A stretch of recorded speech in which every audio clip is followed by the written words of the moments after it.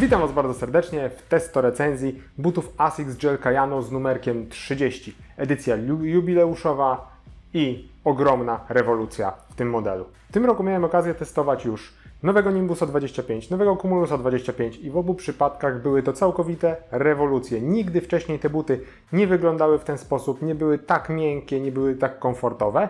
No w przypadku Kayano, o którym dzisiaj będziemy mówić, jest to samo. Ten but jest zbudowany całkowicie na nowo, ma nowy system stabilizacji, leży inaczej niż każde inne Kayano, z którym mieliście do czynienia i część biegaczy, która jest przyzwyczajona do starego Kayano, prawdopodobnie odwróci się od tego modelu i będzie szukała sobie czegoś innego. Natomiast druga część biegaczy, która właśnie Kayano omijała szerokim łukiem ze względu na toporność tego buta, będzie chciała go przetestować i stwierdzi, że jest po prostu genialny.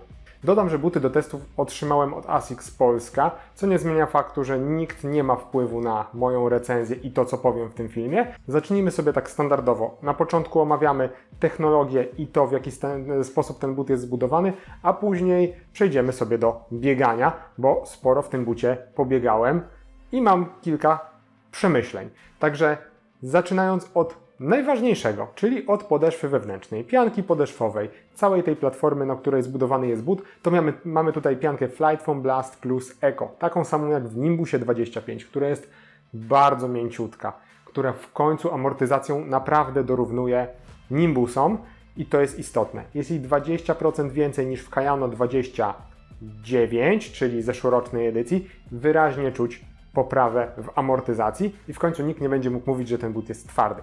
Nie mamy tutaj zewnętrznie eksponowanego żelu, mamy Pure Gel, mniejszą wkładkę niż w Nimbusach, powiedziałbym, że jest bardziej porównywalna do tego, co znajduje się w Cumulusie i ona tłumi nam wstrząsy w okolicy pięty, jeżeli ktoś oczywiście biega z pięty bądź z całej stopy. Jeżeli biegacie ze śródstopia, to powiem szczerze, że będzie super, ponieważ jest bardzo dużo pianki pod przednią częścią stopy. Cała platforma zbudowana jest na 10 mm dropie, czyli mamy różnicę centymetra między piętą a palcami, ale przyznam szczerze, że biegacze, wytrawni, którzy mają już opanowaną technikę biegu, będą się czuli super i wcale nie będzie czuć tego, że obcas jest dosyć wysoki. Bieżnik to dwie gumy Ahar Plus troszeczkę bardziej miękki z przodu, a z tyłu napięcie ten twardszy, który będzie ścierał się wolniej. I to tyle. Bieżnika jest całkiem sporo, bardzo dobrze, nie tak jak w przypadku Cumulusów czy Nimbusów, że mamy takie dosyć małe plasterki.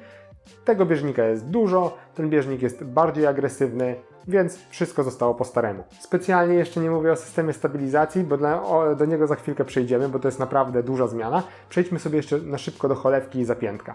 Cholewka wykonana z inżynieryjnego meszu, jeśli się nie mylę, chyba że jest to żakardowy mesz, mogłem się walnąć tutaj. Chodzi o to, że jest to dwuwarstwowa siateczka mesz o bardzo dobrej wentylacji. Przodostopie buta jest całkiem szerokie, ale nie bardzo szerokie, porównywalne z Kayano 29, natomiast sam but nie trzyma rozmiaru moim zdaniem. I zwykle dziewiątka amerykańska to dla mnie but z niemal centymetrowym zapasem z przodu. Mogę sobie wcisnąć kciuk i mam dużo miejsca. To w tym bucie mam tylko pół centymetra zapasu w tym rozmiarze i nie wiem, czy nie poleciłbym Wam wybrać, jeżeli się na niego zdecydujecie, jeszcze pół rozmiaru większego buta. Zapiętek przypomina mi ten z Nimbusów 23, lekko wywinięty do przodu, z identycznego materiału, z jakiego zrobiony jest zapiętek Nimbusa 25. Sznurowadła są klasyczne i proste, niespecjalnie będę się nad nimi rozwodził. Język również to klasyk, płaski, niezbyt gruby, podobny w dawnych Nimbusach. Natomiast ciekawostka, wkładka wewnątrz buta jest niemalże całkowicie płaska. Nie jest to wkładka Ortholite, jest to zwykła, prosta wkładka EVA bez żadnych wysklepień dla łuku stopy, co może być dziwne, ale dla mnie osobiście jest w miarę neutralne. Kayano 30 nie jest już butem o agresywnej stabilizacji który walczy z nadpronacją tak mocno jak poprzednie edycje. Nie wiem, czy pamiętacie, ale może niektórzy pamiętają, że od początku istnienia Kayano ASICS pakował tam i elementy plastikowe w strefie zapiętka i podeszwy, z czasem jeszcze dokładał sobie Duomax, czyli taką utwardzoną piankę po wewnętrznej stronie. Można powiedzieć, że Kayano było takim butem ortopedycznym. Jak ktoś miał nadpronację, czyli kostka leciała mu mocno do środka, to Kayano bardzo mocno stabilizował. Jeżeli ktoś miał stopę neutralną, w miarę mógł w tym bucie biegać, ale już przy stopie supinującej to całkowicie odpadało.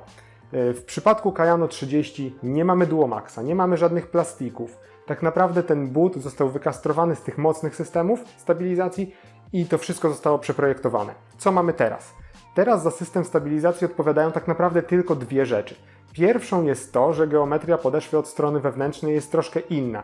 Jakby bardziej wychodzi do strony zewnętrznej. Jest grubsza, szersza po stronie wewnętrznej, dzięki czemu podczas lądowania czujemy, że sama pianka podeszwowa i to, że po prostu ta pianka wystaje troszkę mocniej po wewnętrznej stronie, już nas stabilizuje. Natomiast teraz za system odpowiadający redukcji nadpronacji albo nazwijmy to redukcją nadpronacji, jest coś takiego, co się nazywa 4D Guidance. I 4D Guidance jest niczym innym jak oddzielną, bardzo sprężystą pianką podeszwową, która ma nie ograniczać nadpronacji, a po prostu pomóc szybciej wrócić do neutrala, mówiąc najprościej. Oznacza to, że w czasie lądowania nadpronacja, czyli kostka, powiedzmy, leci sobie do środka, a system 4D Guidance w miarę szybko, szybciej niż każdy inny system, odbija nasz staw skokowy do neutralnej pozycji, mówiąc najprościej. I co tym zyskujemy? No, zyskujemy moim zdaniem znacznie zdrowszy, bezpieczniejszy bieg, ponieważ nasze ścięgna są dosyć elastyczne.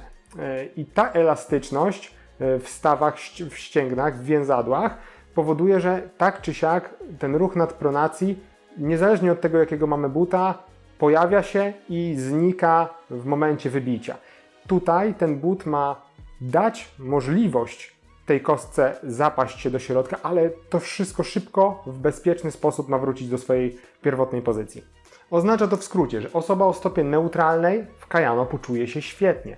Osoba po kontuzjach, które nie do końca są i geneza nie jest znana, również może wybrać Kayano. Przejdźmy sobie od razu do biegania i krótkie anegdoty. Ja testowałem już poprzednie generacje Kayano, GT2000 i konkurencyjne buty innych firm ze systemami stabilizacji i przyznam szczerze, że za każdym razem pojawiał się ten sam problem, a mianowicie ból kolana, ból stawu skokowego związany z tym, że dla mnie buty po prostu ze stabilizacją są nieodpowiednie. I w Kayano 29, w których przebiegłem ponad 50 km, wydaje się niedużo, bo ja testuję bardzo dużo butów, więc te buty muszą mieć jakiś przemiał, tak? Nie jestem w stanie biegać 100 km w jednym bucie, jak testuję powiedzmy 30 par rocznie. Natomiast przebiegając te 50 km, za każdym razem, zaczynając trening, na 5-6 kilometrze zaczynał mnie boleć staw skokowy i później kolano. Zawsze. Czy to było Kayano, GT2000, czy inny but, zawsze było to samo. Natomiast w tym Kayano, przebiegając 9-10 km, nie czułem nic. To pokazuje jedno. Osoba ze stopą neutralną da sobie śmiało radę biegając w tym bucie na co dzień. Po prostu jedyne co uzyska to większą stabilizację niż w bucie neutralnym. A samo bieganie w Kayano to nic innego jak maksimum komfortu i miękkości w końcu w butach dla stopy pronującej, w butach ze stabilizacją. Jest niemalże tak samo miękko jak w Nimbusie, aczkolwiek but jest delikatnie cięższy i toporny.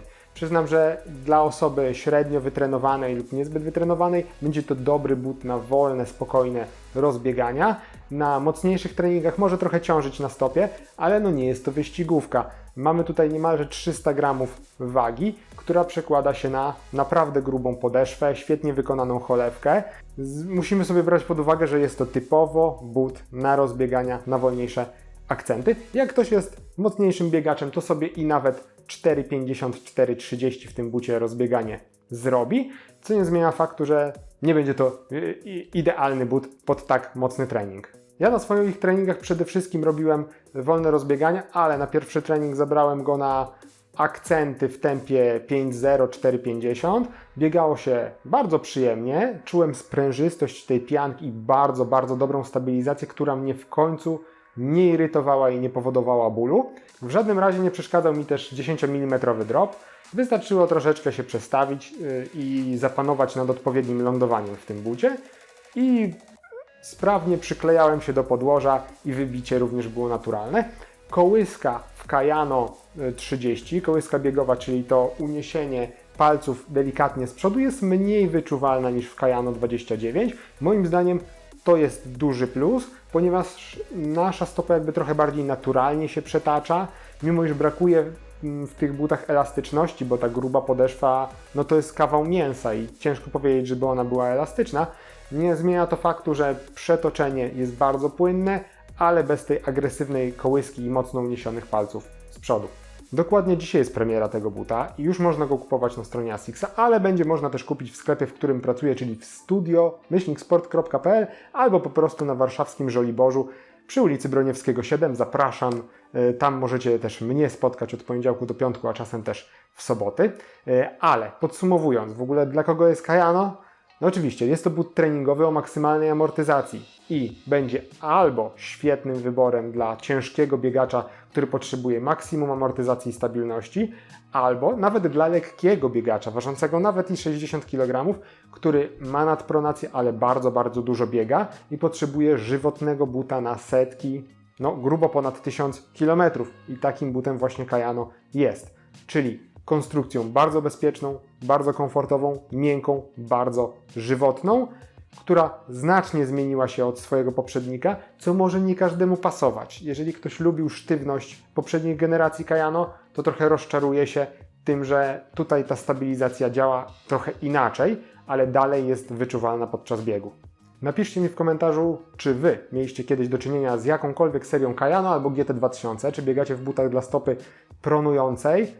No i jak Wam w takich butach się biega. Możecie też napisać, co myślicie w ogóle o zmianach w tegorocznym Kayano, bo tak na dobrą sprawę jest to całkowicie nowa konstrukcja. W ogóle nie postawiłbym jej przy Kayano 29, 28 ani żadnej innej generacji, bo ten but wygląda całkowicie inaczej i w końcu jest miękki i komfortowy. Tak jak powinno być od samego początku. Dziękuję za dzisiaj, trzymajcie się i do zobaczenia w kolejnym filmie. Cześć!